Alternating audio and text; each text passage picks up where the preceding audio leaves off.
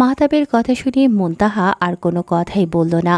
এখন যতই কথা বাড়াবে এই লোক তত বেশি উল্টোপাল্টা কথা বলবে, তাই ও ফোনটা আস্তে করে কেটে দিল। মাহতাবের সহকারী মিস্টার নাহিদ এতক্ষণ পাশে দাঁড়িয়ে তার স্যারের কথা শুনছিল। নাহিদ বর্তমানে মাহতাবের অ্যাসিস্ট্যান্ট হিসেবে কাজ করছে, সাথে ট্রেনিং নিচ্ছে। নাহিদ তো ওর স্যারের কথা শুনে পুরোই অবাক। প্রায় ১.৫ বছর ধরে মাহতাবের সাথে কাজ করছে, কখনো কারো সাথে এরকম ধরনের কথা বলতে শোনেনি। মাহতাব যে বিয়ে করেছে সেটা শুনেছে, কিন্তু তার স্যার যে এইভাবে বউ বউ করে মুখে ফেনা তুলে ফেলবে সেটা ও স্বপ্নেও ভাবতে পারেনি। এতদিন কত সুন্দরী সুন্দরী মেয়েরা স্যারকে বিয়ে করার জন্য কত চেষ্টা করেছে, কিন্তু স্যার কখনো সেগুলো পাত্তা দেয়নি। তার শুধু এক কথা, সে বিয়ে করবে না। অথচ সেই স্যার আজকে বউয়ের সাথে ৫ মিনিট কথা বলার মাঝে না হলেও ২০ বার বউ বউ করে ডাকছিল। এতদিন তো ও মনে মনে ভাবতো যে হয়তো স্যারের কোনো শারীরিক সমস্যা আছে, সেই জন্য বিয়ে করতে চাইছে না। তাই ও নিজে কয়েকবার স্যারকে কলিকাতা হার্বাল খাওয়ার পরামর্শ দিতে চেয়েছিল, কিন্তু এখন তো মনে হচ্ছে সেই পরামর্শ না দিয়ে ভালোই করেছে।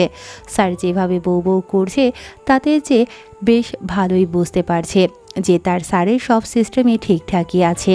হুদাই সে স্যারকে নিয়ে চিন্তা করছিল।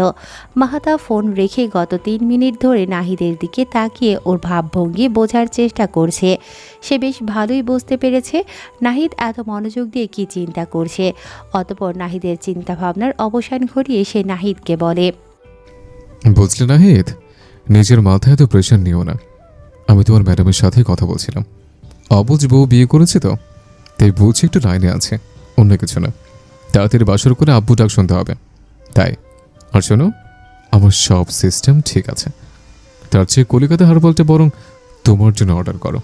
দরকার পড়লে আমি তোমাকে সেটা স্পন্সর করব, কোনো সমস্যা নেই। বলে নিজের কাজে মনোযোগ দিল।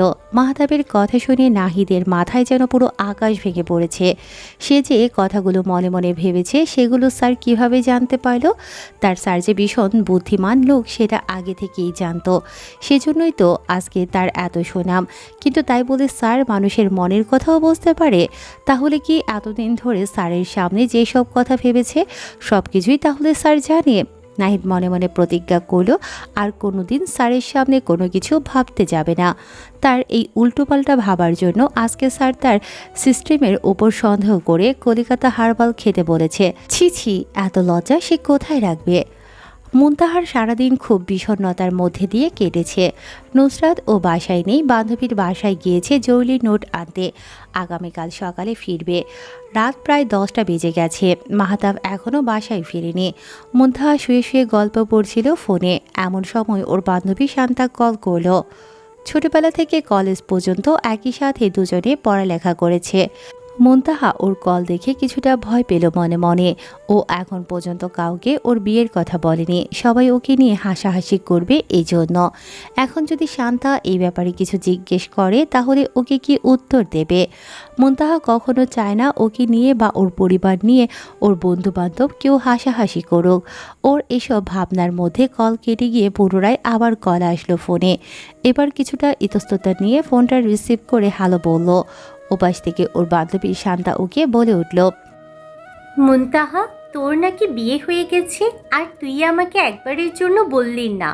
আর তোর বর নাকি আকবুড়ো, তুই কি করে এই বিয়েতে রাজি হইলি বল? উত্তরে মুনতাহা বলে, দেখ শান্তা, তোকে জানানোর মতো অবস্থায় ছিলাম না আমি। আমাকে জোর করে এই বিয়েতে রাজি করানো হয়েছে। তুই শুধু শুধু ভুল বুঝছিস আমায়। ওর কথার ওপর শান্তা বলে, দেখ মুনতাহা, বিয়ে জিনিসটা পুতুল খেলা নয়, এটা সারা জীবনের ব্যাপার। বিয়েটা স্বাভাবিক ব্যাপার, কিন্তু তাই বলে কি নিজের থেকে প্রায় 23 বছরের বড় একজন মানুষের সাথে জোর করে বিয়ে দিয়ে দিবে তোকে? জোর করে নিজের ইচ্ছের বিরুদ্ধে গিয়ে কি কখনো সংসার করা যায়? হ্যাঁ, উনি একজন স্বনামধন্য উকিল, শুনেছি বেশ নামডাক আছে তার, কিন্তু এসব দিয়ে সব কিছু হয় বল? দেখ, তোর বয়স মাত্র 17, যেখানে তোর যৌবন এখনো ভালো করে শুরুই হয়নি, সেখানে ওনার বয়স প্রায় 40। তার সব কিছু আস্তে আস্তে এখন কমে যাবে। তুই কিভাবে ওনার সাথে সারা জীবন সংসার করবি? দেখ, আবেগ দিয়ে জীবন চলে না, সবারই কিছু শারীরিক মানসিক চাহিদা আছে। তোর ফ্যামিলির মানুষ এত শিক্ষিত হয়েও এরকম একটা ভুল কিভাবে করতে পারলো সেটাই আমার মাথায় আসছে না। ওনার এই লোকটার মধ্যে কি এমন দেখলো যে নিজের মেয়ের ইচ্ছের বিরুদ্ধে গিয়ে এরকম একটা বয়স্ক লোকের সাথে তোর বিয়ে দিয়ে দিল? আচ্ছা, ওনাদের কথা বাদ দিলাম, তুই কি করে এই ভুলটা করলি? তুই না হয় আমাদের বাসায় পালিয়ে চলে আসতি, তাহলে অন্তত এই দুর্ঘটনার শিকার হতে হতো না আজকে তোর। মুনতাহা শুধু চুপচাপ শান্তার কথা শুনছে, কোনো উত্তর দিচ্ছে না। শান্তা আবার ওকে বলে, দেখ মুনতাহা, এখনো সময় আছে, নিজের ভালোটা নিজে বোঝ। তুই তোর পরিবারকে বুঝিয়ে বলে ডিভোর্স দিয়ে এই সম্পর্ক থেকে বেরিয়ে আয়, আবার আগের মতো সব কিছু শুরু কর। নিজের ভবিষ্যৎকে এইভাবে অন্ধকারে ঠেলে দিস না। বলে এক প্রকার রেগেই ফোনটা কেটে দিল। মুনতাহার চোখ দিয়ে অঝরে অশ্রু গড়িয়ে পড়ছে। এতক্ষণ ওর বান্ধবীর বলা কথাগুলো শুনে মনে হচ্ছে কেউ ওর হৃদয়টাকে ছুরি দিয়ে দুভাগ করে ফেলেছে। চারিদিকে মনে হচ্ছে শুধু অন্ধকার। নিজেকে ভীষণ অসহায় মনে হচ্ছে ওর। সব কিছু থাকা সত্ত্বেও ও নিজেকে কেমন এতিম মনে হচ্ছে। ওর ইচ্ছে করছে সব কিছু ছেড়ে পৃথিবী থেকে চলে যেতে। এসব কিছু ভেবে ও ফুপিয়ে কেঁদে উঠল। মাহতাব এতক্ষণ দরজার কাছে দাঁড়িয়ে দু বান্ধবীর কথোপকথন সব শুনেছে। আসলে বেশ কিছুক্ষণ আগেই সে বাড়িতে এসেছে। এতক্ষণ সে ড্রয়িং রুমে বসে মায়ের সাথে টুকটাক বিষয়ে কথা বলছিল। এরপর উপরে এসে রুমের দরজার কাছে আসতেই এসব কথা শুনতে পায়, তাই আর ভিতরে ঢুকেনি। মুনতাহার কান্না শুনে মনে হচ্ছে কেউ ওর কলিজায় ছুরি চালাচ্ছে। মনটা কেমন অস্থির হয়ে গেছে। তার ছোট্ট মায়াবিনী তার জন্যই কষ্ট পাচ্ছে, শুধুমাত্র তার বয়স বেশি বলে। নিজেকে আজকে কেমন অপরাধী মনে হচ্ছে তার। সে কি তাহলে ভুল করে ফেলল? এই বয়সে বিয়ে করে তার ছোট্ট বউ কি সত্যিই তাকে ডিভোর্স দিয়ে চলে যাবে? মাহতাব আর ভাবতে পারল না। সে দরজার বাইরে থেকে হালকা কাশি দিয়ে রূপে প্রবেশ করল। মুনতাহা মাহতাবের প্রবেশ করার আওয়াজ শুনেই কান্না থামিয়ে চোখ বন্ধ করে ঘুমের ভান করে রইল।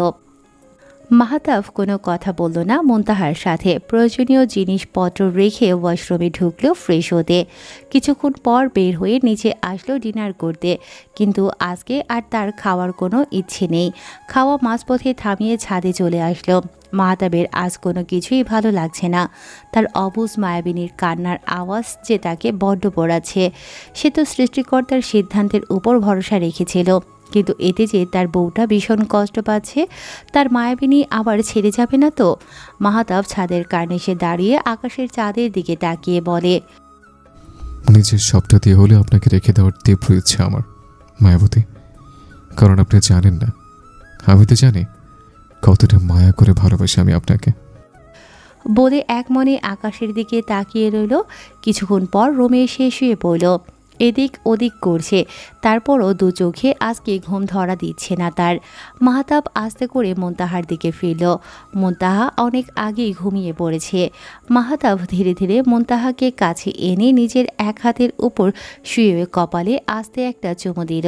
তারপর আস্তে আস্তে করে বলে, আমাকে ক্ষমা করে দিও বউ, তোমার অনুমতি ছাড়াই তোমাকে স্পর্শ করেছে। যদি কখনো ছেড়ে যাও, তখন যেন তোমার স্মৃতিগুলো নিয়ে মৃত্যুর আগ পর্যন্ত বেঁচে থাকতে পারে। বলে একটা দীর্ঘশ্বাস ফেলে ঘুমানোর উদ্দেশ্যে চোখ বন্ধ করল। সময় ভোর 5টা। প্রতিদিনের মতোই আজকেও সঠিক সময় মাহতাবের ঘুম ভেঙে গেছে। ঘুম ভেঙে চোখ খুলতেই দেখতে পেল তার ছোট্ট বউ গুটিসুটি দিয়ে তাকে জড়িয়ে ধরে তার বুকেই মাথা রেখে ঘুমিয়ে আছে। মাহতাব চোখ বন্ধ করে জোরে নিঃশ্বাস নিল। তারপর কিছু একটা অনুভব করলো। এরপর নিজের মাথাটা হালকা উঁচু করে আলতোভাবে মুনতাহার কপালে ঠোঁট ছুঁইয়ে দিল। সে জানে না তার ছোট্ট বউটা কি আদৌ তার পোষ মানবে, নাকি সবার মতো বয়সের দোষ দিয়ে ছেড়ে চলে যাবে। মাহতাব বেশি সময় নিল না। আস্তে করে মুনতাহাকে বালিশে শুইয়ে দিয়ে নিজে উঠে ফ্রেশ হতে ওয়াশরুমে চলে গেল। কিছুক্ষণ পর অজু করে বের হয়ে নামাজের উদ্দেশ্যে মসজিদে চলে গেল। মাহতাব রুম থেকে বেরিয়ে যেতেই মুনতাহা ঠাস করে নিজের চোখ খুলল। এই লোকটা গত 2 দিন ধরে উল্টোপাল্টা কথা বলে লজ্জা দিয়েছে, আর আজকে অনুমতি ছাড়াই ওকে চুমু দিয়ে দিয়েছে। বিয়ের দিন রাতে কত বড় বড় কথা বলেছিল যে অনুমতি ছাড়া কথা পর্যন্ত বলবে না, আর অথচ এখন কথা বলার কথা তো চুলোই যাক, ওকে চুমু পর্যন্ত দিচ্ছে, তাও একটু অনুমতি নিচ্ছে না। একেই বলে অতিভক্তি চোরের লক্ষণ। বিয়ের রাতে বেশি ভক্তি দেখিয়েছিল, এখন এই তার নমুনা। পুরুষ মানুষ কি এরকমই, যে মেয়ে দেখলে নিজেকে আর কন্ট্রোল করতে পারে না? যদি সেটাই হয় তাহলে এই উকিল সাহেব বিয়ে না শুধু শুধু নিজের কাঁচা চুলগুলো পাকিয়েছে কেন? বিয়ে করে এতদিনে এক হালি বাচ্চা পয়দা করে তাদের মুখে আব্বু ডাক শুনলেই তো পারত। খোদাই নিজেকে সবার থেকে হাসির পাত্র বানিয়েছে কেন আল্লাহ জানে। ওর এসব চিন্তার মধ্যেই বালিশের কাছে রাখা ফোনটা বেজে উঠল। এত সকালে কে ফোন করলো ভেবে ফোনটা খুঁজে হাতে নিয়ে দেখলো একটা অপরিচিত নাম্বার থেকে কল এসেছে। মুনতাহা ভাবলো এত সকালে যেহেতু কল এসেছে নিশ্চয়ই কোনো সমস্যা হয়েছে, তাই সে তাড়াতাড়ি করে ফোনটা রিসিভ করলো। ও রিসিভ করে হ্যালো বলতেই ওপাশ থেকে একটা ছেলে বলে উঠল, মুনতাহা, তুমি এইভাবে আমার সাথে বিশ্বাসঘাতকতা করলে? তোমার বিয়ে হয়ে গেছে, অথচ তার আগে তুমি আমাকে একবারও জানানোর প্রয়োজন মনে করলে না? কালকে রাতে তোমার বান্ধবী শান্তা আমাকে সব বলেছে, তাই তো ওর কাছ থেকে নাম্বার নিয়ে তোমাকে কল করেছি। ছেলেটির কথা শুনে মুনতাহা উত্তর দিল, আমার বিয়ে হয়েছে নাকি বাচ্চা হয়েছে সেটা আমি আপনাকে বলতে যাব কেন? কোন দুঃখে? আজব তো। কে আপনি আমার? মুনতাহার কথা শুনে ছেলেটি বলে, তুমি এই ধরনের কথা বলতে পারো না মুনতাহা। গত 1 বছর ধরে তোমাকে আমি পাগলের মতো ভালোবাসি।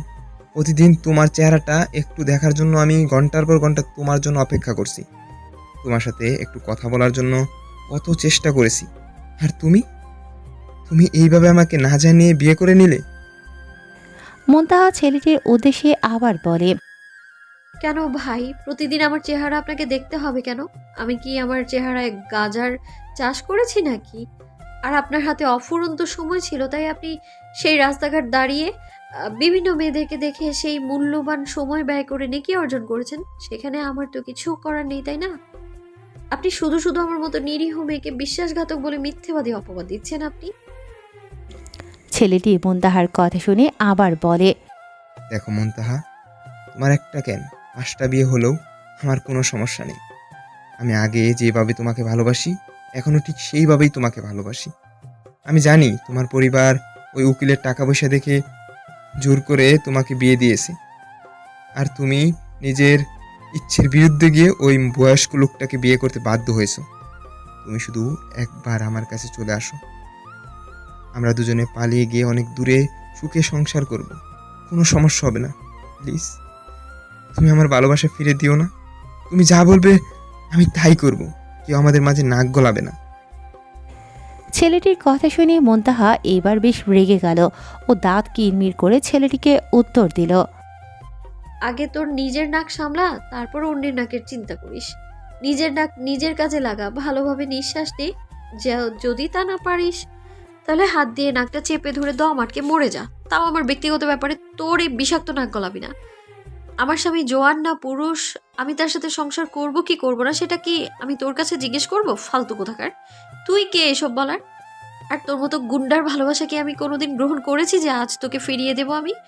আজকের পর যদি তোকে আমি আমার ফোনে আর কোনোদিন কল দিতে শুনি তাহলে তোর একদিন কি আমার যে কয়দিন লাগে তোর ব্যবস্থা আমি তখন করে নিব নিজে। বলেই ঠাস করে ফোন কেটে নাম্বার ব্লক করে দিল। সকাল সকাল মেজাজটাই খারাপ করে দিল, তাই রেগে বিছানা থেকে উঠে ধপাধপ পা ফেলে ওয়াশরুমে চলে গেল। এদিকে দরজার আড়াল থেকে ওর ট্রেড শুনে হাসতে হাসতে ছাদে চলে গেল। এতক্ষণ যে ছেলেটির সাথে মুনতাহা কথা বলছিল সে হলো রাজু। মুনতাহার আর রাজুর পরিবার একই এলাকায় থাকে। রাজুর পরিবারও বেশ সচ্ছল, ওর বাবা ব্যাংকে চাকরি করে। পরিবারের একমাত্র ছেলে হওয়াতে আদরে আদরে বিগড়ে গিয়ে গুন্ডা তৈরি হয়েছে সে। যার তার সাথে মারামারি করে, বড়দেরকে সেভাবে সম্মান করে না। খারাপ ছেলেদের সাথে মিশে গত 1 বছর ধরে মুনতাহার পেছনে আঠার মতো পড়ে আছে এই রাজু। কিন্তু রাজুর বদ অভ্যাসের জন্য মুনতাহা সবসময় ওকে এড়িয়ে চলত। কিন্তু গত 1 সপ্তাহ ধরে ওকে দেখছিল না এলাকায়, কোথায় জানি উধাও হয়ে গিয়েছিল। এখন ফিরে এসে আবার ওর পিছনে পড়েছে। কিছুক্ষণ পর মুনতাহা ফ্রেশ হয়ে বের হয়ে ছাদের উদ্দেশ্যে রওনা দিল। এমনি মেজাজটা খারাপ। এখন ছাদে গিয়ে সকালবেলা খোলা আকাশের নিচে একটু নিঃশ্বাস নিতে পারলে মাথাটা একটু ঠান্ডা হবে ভেবে ছাদের দিকে পা বাড়ালো।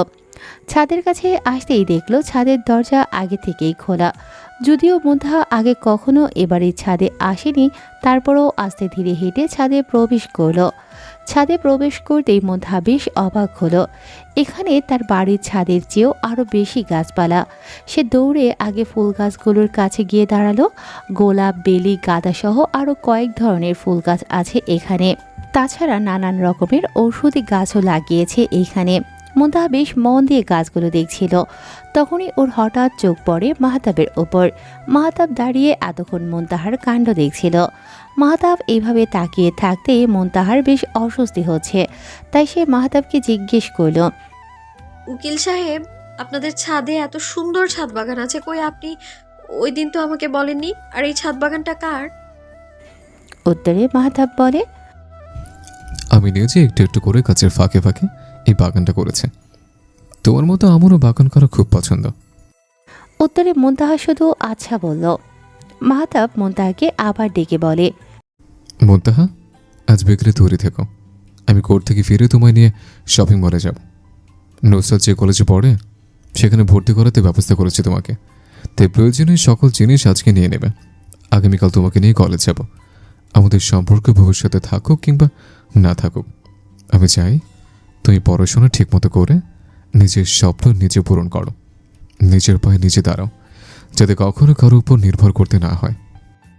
বলে আর এক মুহূর্ত দাঁড়ালো না, সোজা নিচে চলে আসলো। মাহতাবের শেষের বলা কথাগুলো কেমন জানি মনে হলো ওর কাছে। তাহলে কি উকিল সাহেব রাতে শান্তার বলা কথাগুলো শুনে ফেলেছে? মাহতাব নিচে নেমে নাস্তা সেরে রুমে চলে আসলো। আজকে কোর্টে একটু তাড়াতাড়ি যেতে হবে, একটা কেসের শুনানি আছে আজকে। সে রেডি হওয়ার জন্য একটু তাড়াহুড়ো করে কাপড় চোপড় নিয়ে ওয়াশরুমে প্রবেশ করলো। মুন্তাহার নাস্তা সেরে আস্তে আস্তে রুমের দিকে আসলো। আজকে তার মন অনেক ভালো, কারণ ও আগের মতো আবার পড়াশোনা করতে পারবে, ও নিজের স্বপ্ন পূরণ করতে পারবে। সেজন্য হলেও উকিল সাহেবকে একটা ধন্যবাদ দেওয়া উচিত। তাই বেশ ফুরফুরে মেজাজে রুমের ভেতরে প্রবেশ করলো। কিন্তু রুমে ঢুকে যখন মাহতাবকে কোথাও দেখলো না, তখন বুঝতে পেরেছে যে উকিল সাহেব ওয়াশরুমে গেছে। তাই বিছানার একপাশে বসে মাহতাবের জন্য অপেক্ষা করতে লাগলো। আর সেই ফাঁকে মোবাইলটা হাতে নিয়ে ফেসবুকে ঢুকলো। প্রায় 10 মিনিট পর মাহতাব পোশাক পাল্টে বেরিয়ে সোজা ড্রেসিং টেবিলের সামনে গিয়ে চুল আঁচড়াতে লাগলো। ওনাকে বেরোতে দেখেই মুন্তাহা ফোনটা রেখে দিল। তারপর মাহতাবের উদ্দেশ্যে বলল, উকিল সাহেব, আপনার কি কোষ্ঠকাঠিন্য জাতীয় কোনো সমস্যা আছে বলুন তো? ওয়াশরুমে ঢুকলে পুরো একদিন লেগে যায় আপনার। সেই কতক্ষণ ধরে আপনার জন্য অপেক্ষা করছি, অথচ বের হওয়ার কোনো নামগন্ধ নেই আপনার। আশ্চর্য। সেরকম কোনো সমস্যা থাকলে আমায় মন করে বলতে পারেন। আমাদের এলাকায় একজন ভালো কবিরাজ আছে, আপনাকে সেখানে নিয়ে যাব। যেহেতু আপনার বয়স হচ্ছে, সো সব সিস্টেমেই অল্প স্বল্প সমস্যা হতেই পারে, তাই না? বলে মিটিমিটি হাসতে লাগলো। মাহতাব মুন্তাহার দুষ্টুমি বেশ ভালোভাবেই বুঝতে পেরেছে। সেদিন তার বলা কথাগুলোই যে আবার অন্যভাবে আজকে তাকেই ফিরিয়ে দিয়েছে। তবে সে কি কম যায় নাকি? উকিল মানুষ, কোন জায়গায় কোন কথা বলে আটকে দিতে হয় সেটা সে বেশ ভালোভাবেই জানে। সেও ফেসটাকে বেশ সিরিয়াস বানিয়ে চিন্তিত একটা ভাব নিয়ে মুন্তাহাকে বলে, সে কি বউ, সে কি বউ, তোমার যে কোষ্ঠকাঠিন্যের মতো একটা সিরিয়াস রোগ আছে, আগে বলোনি কেন? আর আগে তুমি ভালো ডাক্তার না দেখিয়ে এসব কবিরাজ থেকে বেরিয়েছ। আমার সব কাজকর্ম গোল্লায় যাক, তুমি তৈরি হয়ে আসো, এখনই তোমার ডাক্তারের কাছে নিয়ে যাব। আমার বউ এত বড় একটা রোগে ভুগছে, অথচ আমি জানি না। যাও, তুমি এখনই রেডি হয়ে আসো। বলে বিছানার উপর বসলো। মুন্তাহা মাহতাবের কথা শুনে অবাক হয়ে তাকিয়ে রইল। ও মনে মনে ভাবছে, আমি কখন বললাম যে আমার এই বাজে রোগ আছে? উনি ওয়াশরুম থেকে বের হতে দেরি করেছে বলেই তো কথাটা বলল, যেন একটু লজ্জা পায়। কিন্তু ওনার লজ্জা পাওয়া তো দূরের কথা, আরও উল্টো ওকে ফাঁসিয়ে দিল। এতদিন শুনতো উকিলদের সাথে নাকি বুদ্ধি আর কথায় পারা যায় না। আজকে তার বাস্তব প্রমাণ পেল। কিন্তু মুন্তাহাও হেরে যাবার পাত্রী নয়, তাকে তো অন্তত নিজের মান সম্মানটা বাঁচাতে হবে। তাই সে আবার মাহতাবকে বলে, উকিল সাহেব, আপনার ভুল হচ্ছে। আমার এই ধরনের কোনো সমস্যা নেই। আমার আপনি একেবারে নিশ্চিন্ত থাকতে পারেন। আমি তো আপনার মতো বুড়ো হয়ে যাইনি যে আমার সিস্টেমে গন্ডগোল করবে। আপনার তো দিন দিন বয়স বেড়ে যাচ্ছে, তার উপর এতক্ষণ ধরে ওয়াশরুমে বসেছিলেন, তাই ভাবলাম হতেই পারে এরকম সমস্যা, অন্য কিছু না। মুনতাহার কথা শুনে মাহাতাব উত্তর দিয়ে বলে, আমার বলছে আজকাল আমার জন্য অপেক্ষা করছে, আমাকে নিয়ে এত চিন্তা করছে, আমি তাতেই খুশি। তুমি যে আমার সিস্টেমের কথা একটু হলেও ভেবেছ, এটাই অনেক। আমি তো ভেবেছিলাম আমার বয়স একটু বেশি বলে আমার পোড়া কপালে হয়তো বউর কেয়ার আর জুটবে না, কারণ যেভাবে তার বান্ধবীর বয়ফ্রেন্ড মিলে আমাকে নিয়ে কান ভাগাচ্ছে না, না জানি কোন দিন বউ আমার উড়াল দিয়ে পালিয়ে যায়। তবে তুমি একদম ঠিক কথাই বলেছ, এই বয়সে সে বিয়ে করেছে, তা আবার বউ সেরকমভাবে পাত্তাও দিচ্ছে না, তাই সিস্টেমের টুকটাক সমস্যা হতেই পারে। তবে সেটা কোনো ডাক্তার বা কবিরাজ ঠিক করতে পারবে না, একমাত্র আমার বউই ঠিক করতে পারবে, বুঝছো? বলে চশমাটা পরে নিল। মুনতাহা মনে মনে বলে, এই লোকটা সবসময় এরকম ঠোঁটকাটা কথা বলে কেন? মুখে তো কিছুই আটকায় না ওনার। আমি তো ভেবেছিলাম এই কথাটা বলে ওনাকে কিছুটা লজ্জা দেয়া যাবে, আর উল্টো উনি আমাকে অস্বস্তিতে ফেলে দিল। এই উকিলগুলো আসলে বেশি বুদ্ধি নিয়ে ঘোরে সব সময়, এদের সাথে কোনোভাবেই কথায় পারা যায় না। মুনতাহা কোনোরকম কথা ঘুরিয়ে বলে, উকিল সাহেব, আপনাকে ধন্যবাদ আমাকে পড়াশোনা করার অনুমতি দেওয়ার জন্য। আসলে আমার জীবনের একটা বড় স্বপ্ন ছিল যে আমি লেখাপড়া করে নিজের পায়ে নিজে দাঁড়াবো, কিন্তু গত কিছুদিন ধরে পরিস্থিতি যেরকম ছিল আমি ভেবেছিলাম হয়তো আমার স্বপ্নগুলো আর পূরণ হবে না। তবে আজকে আপনি যখন আমার পড়াশোনার কথা বললেন, আপনি জানেন না যে আমি কতটা খুশি হয়েছি। সেই জন্যেই আমি আপনাকে মন থেকে কৃতজ্ঞতা জানাচ্ছি। মাহাতাব ওর জরুরি ডকুমেন্টস গোছাতে গোছাতে বলে, আমাকে ধন্যবাদ দেওয়ার কোনো প্রয়োজন নেই মুনতাহা, শিক্ষা মানুষের মৌলিক অধিকার। এখানে আমি অনুমতি কিংবা বাধা দেওয়ার কেউ নই, বরং আমি যদি তোমাকে পড়াশোনা করার জন্য বাধা দিই তাহলে আমি আইনের কাছে অপরাধী হব। সবারই অধিকার আছে নিজের স্বপ্ন পূরণ করার, সেখানে কারোর বাধা দেওয়ার কোনো ক্ষমতা নেই। যতদিন আমার সাথে তোমার সম্পর্ক আছে ততদিন আমি আমার সবটা দিয়ে তোমার স্বপ্ন পূরণে তোমাকে সাহায্য করব।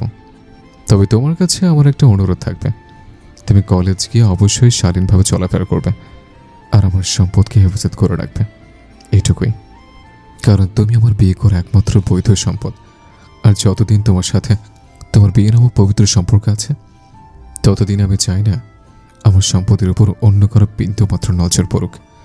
আশা করি তুমি আমার বিশ্বাসের দাম রাখবে, আর বিকেলে তুমি তৈরি হয়ে থেকো, আমি ফিরেই তোমাকে নিয়ে বের হব। বলে তাড়াহুড়ো করে বেরিয়ে গেল। মুনতাহার কেন জানি মাহাতাবের আজকের বলা কথাগুলো ভালো লেগেছে। উনি প্রফেশনাল ক্ষেত্রে যেমনই হোক না কেন, ব্যক্তিগত ক্ষেত্রে মানুষটা অন্যের অধিকার নিয়ে বেশ সচেতন। ওনার ভেতরটা অনেক রকম। হয়তো উনি জীবনে বড়সড় কোনো আঘাত পেয়েছেন যা সবারই অজানা, আর এই জন্যই হয়তো উনি এতদিন বিয়ে করতে চায়নি। আচ্ছা, কখনো যদি ওনাকে ছেড়ে চলে যায় তাহলে কি উনি আমার জন্য কষ্ট পাবেন? সময় সন্ধ্যা 6টা। মুনতাহা তৈরি হয়ে নুসরাতের সাথে বসে গল্প করছে। নুসরাত ওর কলেজের ব্যাপারে অনেক কিছু বলেছে। যেহেতু মুনতাহা এই কলেজের নতুন, সেই জন্য ওদের কথা বলার মধ্যেই মাহাতাব রুমে প্রবেশ করলো। ঘামে সাদা শার্ট ভিজে লেপ্টে আছে শৈলের সাথে। মুনতাহার দিকে তাকিয়ে দেখলো আগে থেকে বোরকা পরে রেডি হয়ে আছে। সে মনে মনে ভাবলো, যাক, তার বউটা অন্তত বোরকা পরার অনুরোধটা রেখেছে। মাহাতাব নুসরাতকেও রেডি হতে বলে তাড়াতাড়ি করে ওয়াশরুমে ঢুকলো। বাইরে প্রচণ্ড গরম হওয়ার কারণে নুসরাতের যেতে ইচ্ছে করছিল না, কিন্তু পরে মুনতাহার জোড়াজুড়িতে রেডি হতে গেল। আধা ঘন্টা পর তিনজনে শপিং মলের উদ্দেশ্যে রওনা দিল। এর মাঝে মাহাতাব আর মুনতাহার মধ্যে কোনো কথা হয়নি আর। প্রায় 20 মিনিট পর ওরা শপিং মলে পৌঁছে গেল। মুনতাহা আর নুসরাত আগে গাড়ি থেকে নেমে একপাশে দাঁড়ালো। মাহতাব গাড়িটা একটা সেফ জায়গাতে রেখে তারপর গাড়ি থেকে নেমে ওদেরকে নিয়ে শপিং মলের ভিতরে ঢুকলো। মাহতাব আর নুসরাতের এই জায়গাটা পরিচিত হলেও মুনতাহা এখানে নতুন।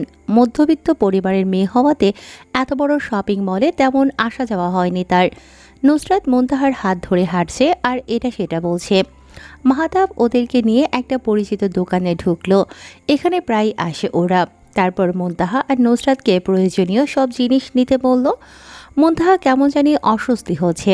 প্রথমত, আগে কখনো এরকম জায়গায় তেমন আসেনি, আর দ্বিতীয়ত আগে সব সময় নিজের পরিবারের সাথে কেনাকাটা করেছে, কিন্তু আজকে অন্য কারোর সাথে এসেছে, সেই জন্য। মাহাতাব হয়তো মুনতাহার অবস্থাটা বুঝতে পেরেছে, তাই নুসরাতকে চোখ দিয়ে ইশারা করে ওকে সাহায্য করতে বলে একটু দূরে গিয়ে দাঁড়ালো। নুসরাত বেশ ভালোভাবেই জানে কলেজের জন্য কি কি দরকার, সেই অনুযায়ী সব কিছু পছন্দ করে দিল। দোকানদার একবার নুসরাতের দিকে তাকাচ্ছে, আরেকবার মুনতাহার দিকে তাকাচ্ছে। মাহাতাব আর নুসরাত যে ভাই বোন সেটা ভালো করেই জানে, কিন্তু এই মেয়েটাকে সেটা বুঝতে পারল না। দেখে তো মনে হচ্ছে এদের দুজনের থেকেই বয়সে ছোট, আর বোরকার বাইরে যেটুকু দেখা যাচ্ছে তাতে মনে হচ্ছে বেশ সুন্দরীয়। যখন ওদের কেনাকাটা একেবারে শেষ পর্যায়ে তখন মাহাতাব এসে দোকানদারকে বিল দেওয়ার সময় দোকানদার নিজের কৌতূহল দমাতে না পেরে আরেকবার মুনতাহার দিকে তাকিয়ে মাহাতাবকে প্রশ্ন করেই বসল। স্যার, ওই নতুন ম্যাম কি আপনার ভাগ্নি হয়? এর আগে তো আপনাদের সাথে ওনাকে কখনো দেখিনি, তাই আর কি। উনি কি আপনাদের বাসায় বেড়াতে এসেছে নিজের পরিবারের সাথে? মুনতাহা কথাটা শুনে দোকানদারের দিকে একবার তাকিয়ে মাথাটা নিচু করে নিল। দোকানদারের কথা শুনে মাহাতাব আর নুসরাত একে অপরের দিকে তাকিয়ে দুজনে একসাথে মুনতাহার দিকে তাকিয়ে দেখে ও মাথা নিচু করে আছে, হয়তো চোখের পানি আড়াল করার চেষ্টা করছে। মাহতাবের মেজাজ চরম লেভেলের খারাপ হয়ে গেল। মানুষের সম্পর্কে ভালোভাবে না জেনে এরা উল্টোপাল্টা কথা কিভাবে বলতে পারে, আজব। ও মাথায় রাগ নিয়েই দোকানদারকে বলে, আপনাদের সাথে আমার ক্রেতা বিক্রেতার সম্পর্ক। একজন ক্রেতার সাথে কি আসলো না আসলো সে ব্যাপারে তদন্ত করার জন্য নিশ্চয়ই এখানে দোকান দিয়ে বসেননি। একজন ব্যবসায়ী হিসেবে কোন কাস্টমারের সাথে কে আসলো আর কে গেল এসব ফালতু ব্যাপারে কৌতূহল না দেখিয়ে মন দিয়ে নিজের কাজ করুন, ব্যবসাটা ভালো চলবে। উনি আমার ওয়াইফ, বুঝতে পেরেছেন? আর ভবিষ্যতে কারো সম্পর্কে না জেনে কখনো উল্টাপাল্টা মন্তব্য করবেন না। বলে মুনতাহার হাত ধরে শপিং মল থেকে বেরিয়ে এলো। দোকানদার মাহাতাবের কথা শুনে হাঁ করে রইল। ওনার বউ এই মেয়েটা, কিন্তু দেখে তো খুবই অল্প বয়সী মনে হচ্ছে। আর এই উকিল সাহেবের তো বয়স প্রায় 40-এর কাছাকাছি। দোকানদার মনে মনে হতাশের সুরে বলল, টাকা থাকলে বয়স কোনো বাধাই না। টাকা থাকলে বুড়ো হয়ে সুন্দরী মেয়ের বিয়ে করা কোনো ব্যাপার না। আজ টাকা নেই বলে ঠিক বয়সে এসেও বিয়ে করতে পারলাম না, অথচ মাঝ বয়সী লোকেরা কত সুন্দর অল্প বয়সী মেয়েদেরকে বিয়ে করে সুখে শান্তিতে রোমান্টিক হয়ে ঘুরে বেড়াচ্ছে। বলে নিজে মনে মনে আফসোস করতে লাগলো। মুনতাহা সেই যে শপিং মলে বসে মাথা নিচু করেছে, গাড়ি থেকে নেমেও কারো দিকে তাকায়নি, সোজা এক দৌড়ে উপরে চলে এসেছে। তার সাথে কি এটা হওয়ার ছিল? তার ভাগ্য কি এতটাই খারাপ যে অন্যান্য কাপলদের মতো নিজের স্বামীকে নিয়ে স্বাভাবিকভাবে চলাফেরা করার মতো ভাগ্য হলো না তার? যেখানে কোথাও গেলে স্বামীর হাতে হাত রেখে রোমান্টিকভাবে হাঁটার কথা, সেখানে ও নিজের স্বামীর সাথে বের হলে লোকে অন্য সম্পর্ক ভেবে ভুল করে। আজকে মা বাবার ভুলের কারণে মানুষ বাসায় এসে অপমান করে, কোথাও গেলে অপমান করে ভেবে ফুপিয়ে ফুপিয়ে কাঁদতে লাগলো। মুনতাহা মনে মনে আল্লাহর কাছে বলে, হে আল্লাহ, আমি কি জীবনে খুব বড় কোনো পাপ করেছি যার শাস্তি আপনি আমায় এইভাবে দিয়েছেন? একটা মেয়ের জীবনের সবচেয়ে মূল্যবান সম্পদ হচ্ছে তার স্বামী, অথচ আপনি আমার ভাগ্য এমন একজনের সাথে লিখেছেন যেখানে মানুষ আমাদেরকে দেখলে হাসাহাসি করে। আপনার পবিত্র হাত দিয়ে তো সবার ভাগ্য ঠিকঠাক লিখলেন, কিন্তু যখন আমারটা লেখার সময় হলো তখন আপনি বেখেয়ালি হয়ে গেলেন।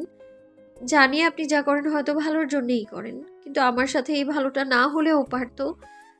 আমার এই ভালোর জন্য না জানি কখন আমার দম বন্ধ হয়ে যায় আল্লাহ। বলে ডুকরে কেঁদে উঠল। মুনতাহা একা একা রুমে বসে কান্না করছিল। মাহতাব এতক্ষণ ইচ্ছে করে রুমের ভেতরে প্রবেশ করেনি, কারণ ও জানে মুনতাহা রুমে বসে হয়তো কান্না করছে। যদি এই সময়ে গিয়ে ওর সাথে কোনো কথা বলে তো তাহলে হয়তো ও আরও রেগে যেত, সেই জন্যই এতক্ষণ বাইরে ছিল। আজকে মাহতাবের কেমন জানি একটু বেশি খারাপ লাগছে।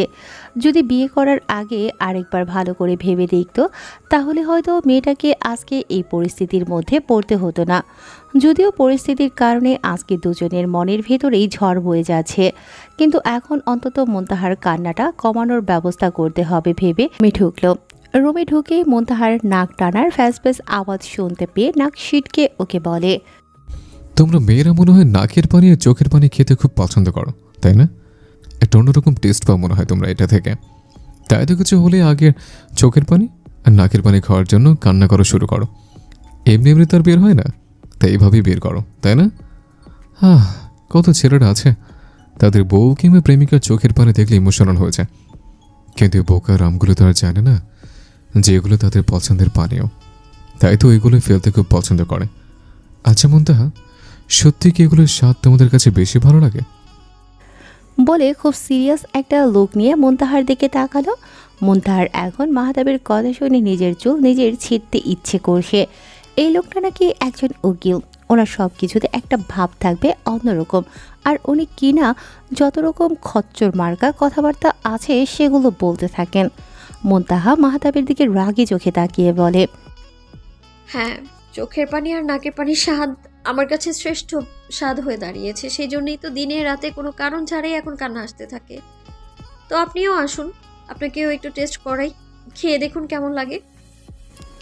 ওর কথা শুনে মাহতাব আবারও নাক সিটকে বলে, পৃথিবীতে এত ভালো ভালো খাবার থাকতে তুমি কিনা আমাকে এরকম একটা বিশ্রী জিনিস অফার করলে? ছি, ওটা তোমার পছন্দের জিনিস, তাই এগুলো একান্ত তোমার, তাই তুমি বেশি করে খাও। আর তোমাকে দেখে আমার আজকে আরেকটা কথা মনে পড়েছে, বুঝছো? একবার কোর্টে একজন মহিলা মামলা সংক্রান্ত বিষয় নিয়ে আমার কাছে এসেছিল, সাথে তার একটা বাচ্চাও ছিল। তো কাজের মধ্যে হঠাৎ করেই আমার চোখ পড়লো বাচ্চাটার উপর। তখন দেখলাম বাচ্চাটা ওর নাকের মধ্যে থেকে কিছু একটা এনে মুখে দিল। ইও, এখন তোমাকে দেখে আমার মনে হচ্ছে ওই বাচ্চাটার মতো তুমি ছোটবেলায় ওই বিশেষ জিনিসটা খেতে, তাই না?